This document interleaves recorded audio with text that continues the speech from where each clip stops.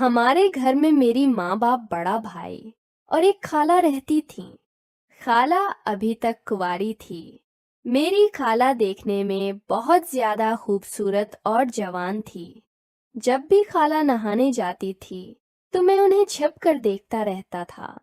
बड़ा भाई और एक खाला रहती थी। फिर कुछ देर बाद खाला नहाकर बाहर आ जाती तो मैं अपनी जगह पर वापस आकर बैठ जाता था। एक दिन नहाने के बाद खाला अचानक अपने कमरे में जाकर कपड़े बदलने लगी थी। इनकी दोनों एक तस्वीर तशवीश खूबसूरत लग रही थी। फिर मैं नहा धोकर कॉलेज चला गया। जब दोपहर को घर वापस आया तो माँ और बाप घर पर नहीं थे।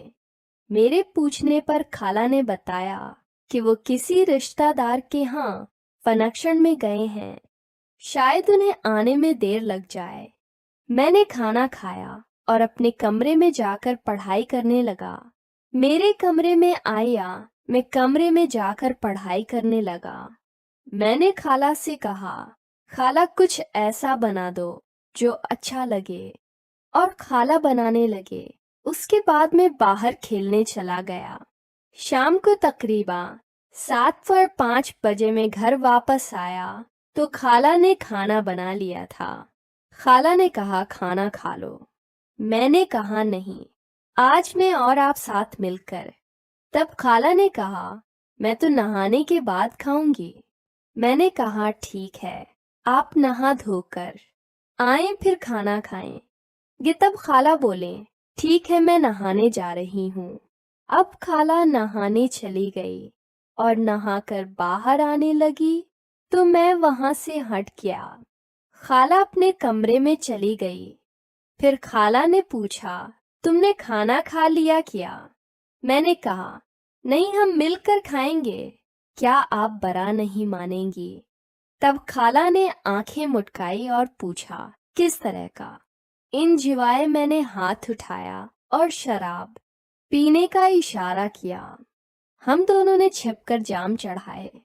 खाला उसे पीते ही बोली ये तो बहुत कड़वी है यार, पता नहीं लोग उसे कैसे पी लेते हैं। मैंने कहा खाला, इससे बड़ी खुशी महसूस होती है। मैंने खाला को जबरदस्ती शराब पिला दी।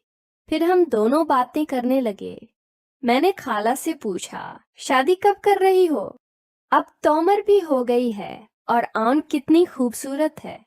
खाला बोली तुझे कैसे पता कि मैं बड़ी हो गई?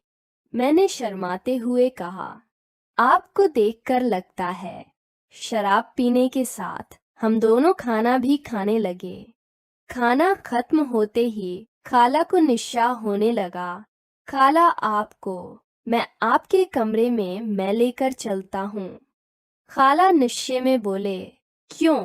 मैंने कहा आपको सुला देता हूँ। खाला बोले नहीं, आज हम यहीं सोएंगे, क्योंकि रात में मुझे कुछ हो गया तो मैं क्या करूंगी, संभाल लेगा। मैंने कुछ नहीं कहा। मुझे खाला की बातों से ऐसी उम्मीद होने लगी। खाला उठी और मेरा सहारा लेते हुए कमरे में जाकर लेट गई। लाइट बंद करके मैं भी खाला के पास जाकर साथ वाली चारपाई पर सो गया। इसमें तकरीबन रात के 10 और होंगे। सर्दी लगने लगी और मैं वहां सो गया। क्योंकि इस वक्त खाला को निशा चढ़ा हुआ था, इसलिए उन्हें मेरे हाल का पता ही नहीं था। खाला की सांसें तेज तेज चलने लगी थी। मुझे लगा कि खाला सोई हुई है, लेकिन वो अब भी मुझे देख रही थी। मैंने देखा कि खाला ने अपनी आंखें खोल दी हैं।